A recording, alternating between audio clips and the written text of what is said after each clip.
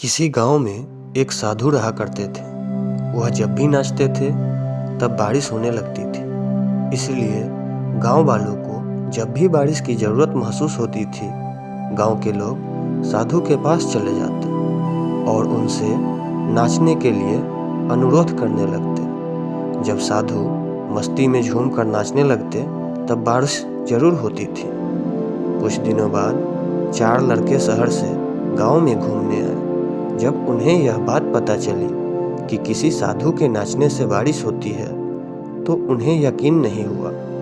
शहरी पढ़ाई लिखाई के घमंड में उन्होंने गांव वालों को चुनौती दे दी कि अगर हम भी नाचेंगे तो बारिश होगी, और अगर हमारे नाचने से बारिश नहीं हुई तो साधु के नाचने से भी बारिश नहीं होगी। अगले दिन सुबह सुबह गांव वाले उन 4 लड़कों को लेकर साधु के कुटिया के पास पहुंचे। गांव वालों ने साधु को सारी बातें बताई। फिर उन लड़कों ने नाचना शुरू किया। सबसे पहले लड़के ने नाचना शुरू किया। आधा घंटा बीत गया। फिर पहला लड़का थक कर बैठ गया, पर बादल नहीं दिखे। कुछ देर बाद दूसरे लड़के ने नाचना शुरू किया। 1 घंटा तक नाचता रहा और वह भी थक कर बैठ गया। बाकी दोनों लड़कों ने भी ऐसा ही किया, लेकिन बारिश नहीं हुई। अब साधु की बारी थी। उसने नाचना शुरू किया।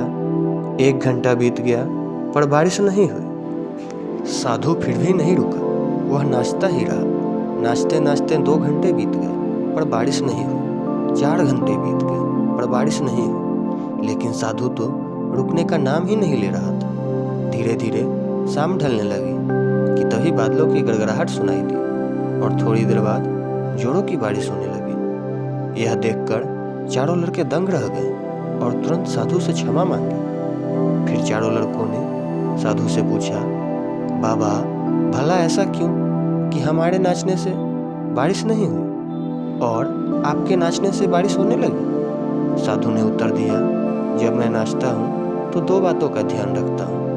पहली बात तो यह, मैं सोचता हूँ अगर मैं नाचूंगा तो बारिश को होना ही पड़ेगा, और दूसरी यह कि मैं तब तक नाचूंगा जब तक कि बारिश न हो जाए। सफलता पाने वालों में भी यही गुण विद्यमान होता है। वे जिस काम को करते हैं उसमें उन्हें सफल होने का पूरा भरोसा होता है, और वे तब तक उस काम को करते हैं जब तक कि उसमें सफल न हो जाए। इसलिए अगर हमें सफलता हासिल करनी है तो इस साधु की तरह ही अपने लक्ष्य को प्राप्त करना होगा।